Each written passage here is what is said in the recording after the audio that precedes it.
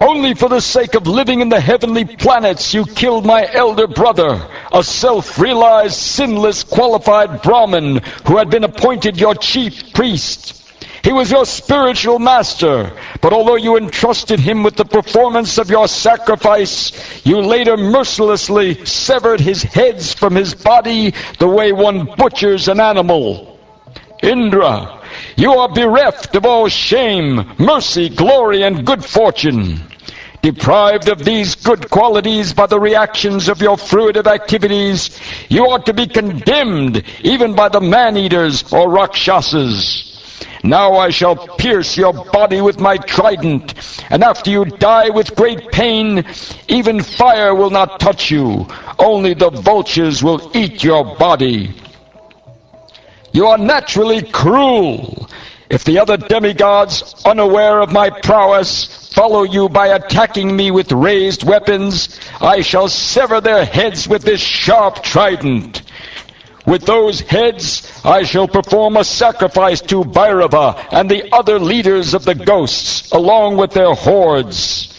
But if in this battle you cut off my head with your thunderbolt and kill my soldiers, O Indra, O great hero, I shall take great pleasure in offering my body to other living entities, such as jackals and vultures. I shall thus be relieved of my obligations to the reactions of my karma, and my fortune will be to receive the dust from the lotus feet of great devotees like Narad Muni. O king of the demigods, since I, your enemy, am standing before you, why don't you hurl your thunderbolt at me? Although your attack upon me with your club was certainly useless, like a request of money from a miser, the thunderbolt you carry will not be useless. You need have no doubts about this. O Indra, king of heaven, the thunderbolt you carry to kill me has been empowered by the prowess of Lord Vishnu and the strength of Dadichi's austerities. Since you have come here to kill me in accordance with Lord Vishnu's order, there is no doubt that I shall be killed by the release of your thunderbolt. Lord Vishnu has sided with you. Therefore, your victory, opulence, and all good qualities are assured. By the force of your thunderbolt, I shall be freed of material bondage, and shall give up this body and the world of material desires. Fixing my mind upon the lotus feet of Lord Sankarshan, I shall attain the destination of such great sages as Narad Muni, just as Lord Sankarshan has said.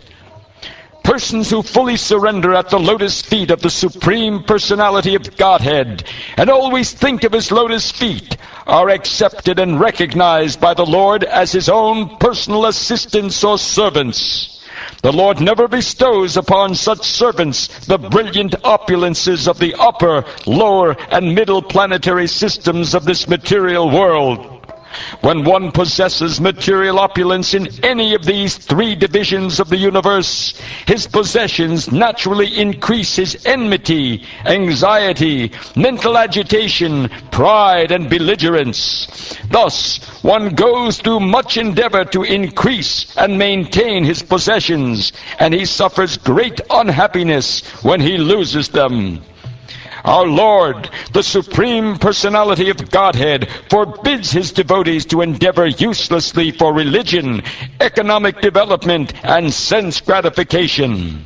O Indra, one can thus infer how kind the Lord is. Such mercy is obtainable only by unalloyed devotees, not by persons who aspire for material gains.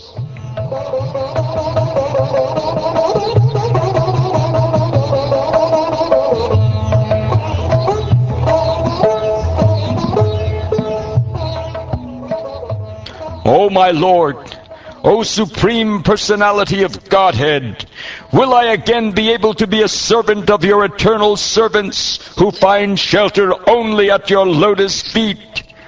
O Lord of my life, may I again become their servant, so that my mind may always think of your transcendental attributes, my words always glorify those attributes, and my body always engage in the loving service of your Lordship. O my Lord, source of all opportunities, I do not desire to enjoy in Dhruvaloka the heavenly planets, or the planet where Lord Brahma resides, nor do I want to be the supreme ruler of all the earthly planets or the lower planetary systems. I do not desire to be master of the powers of mystic yoga, nor do I want liberation if I have to give up your lotus feet. O lotus-eyed Lord, as baby birds that have not yet developed their wings always look for their mother to return and feed them, as small calves tied with ropes await anxiously the time of milking when they will be allowed to drink the milk of their mothers, or as a morose wife whose husband is away from home always longs for him to return and satisfy her in all respects, I always yearn for the opportunity to render direct service unto you.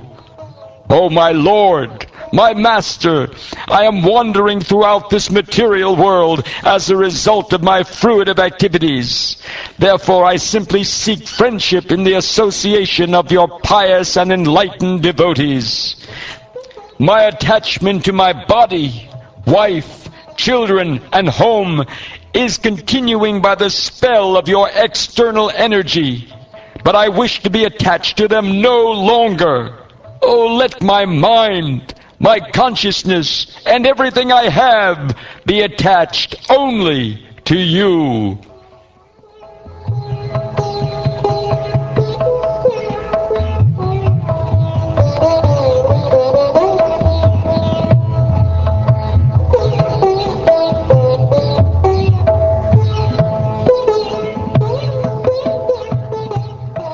Thus ends the 11th chapter of the 6th canto of the Shrimad Bhagavatam, entitled The Transcendental Qualities of Vritrasura.